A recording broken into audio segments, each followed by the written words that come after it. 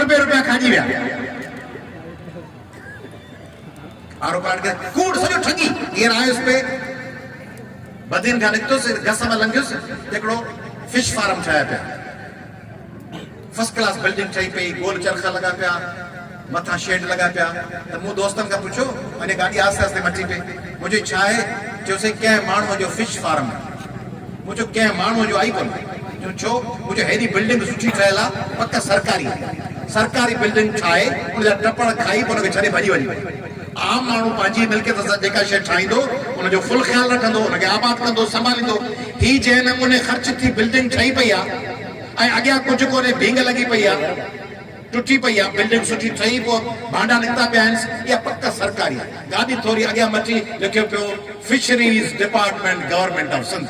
मुंहिंजो वरी ॾिठो ये सरकारी टपड़ हुआ जो नालो वडो दे वैरान पेरी वडो बोर्ड लगंदो इफ्तिताह थींदा वजीर ईंदा एमएनए ईंदा एमपीए ईंदा फोटा निकरंदा जय जयकार थींदी तस्वीरूं निकरंदियूं अखबारूं खबरूं हलाईंदियूं वजीर आला फलाणो वजीर आजम वजीर नाज़िम एमएनए एमपीए इफ्तिताह करे ॿिया भॼी जोगी न कंहिंजा मिट टपड़ विया खाजी एडवांस वठी ठेकेदार खां पैसा वठी ठेकेदार पोइ विझंदो रेती पोइ विझंदो शुरू सब स्टैंडर्ड सीमेंट 10 बोरियूं रेती हिकिड़ी बोरी सीमेंट हाणे भींग करे पोइ खाई भॼी वेंदा बसि ऐलान थी वियो उन्हनि जो कमु थी वियो बजट आई पैसा खाई विया तीअं आरो प्लांट आया खाई विया हिते किथे आहे वेटनरी जो डॉक्टर ऐं हॉस्पिटल वॾी जानवरनि ढोरनि जी अस्पताल किथे आहे सिविल अस्पताल किथे आहे सिंध जे वज़ीर आला पे चयो त सिंध में ॿार निकिरंदा मरनि जो दायूं सही वहम कोन थियूं कराइनि मुखे इस्लामाबाद में मूंसां कंहिं प्रोग्राम में हो मुंहिंजो अबा जंहिं ज़माने में तूं ॼाओ हुए तॾहिं बि डॉक्टराणियूं कोन हुयूं तुंहिंजो वहम बि तुंहिंजी माउ जो कंहिं दाईअ करायो हूंदो तूं त कोन थो मरी तूं त ॾटो मुटो टिपारींदो घुमंदो वती थर जा ॿार मरियो वञनि दायूं सही कोन्हनि दायूं कोन बुख आहे माउनि खे बुख आहे माउ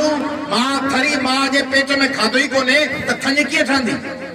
माउ जे बुखी आहे लंघड़ आहे त ॿार खे खीर मिलियो ई कोन थञ में खीर कोन मिलियो ॿार बुखंदो वगे उनमें इम्यूनिटी पैदा थी कान वो बीमारियुनि जो मुक़ाबिलो करे सघियो कोन खीर कूड़ा सरकारी ॾेई उहो खाई विया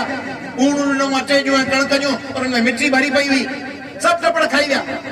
जंहिं बेदर्दी सां थर जा वसीला खाधा विया आहिनि दुनिया जे ॿिए कंहिं मुल्क में ॿिए कंहिं शहर में खाईंदा न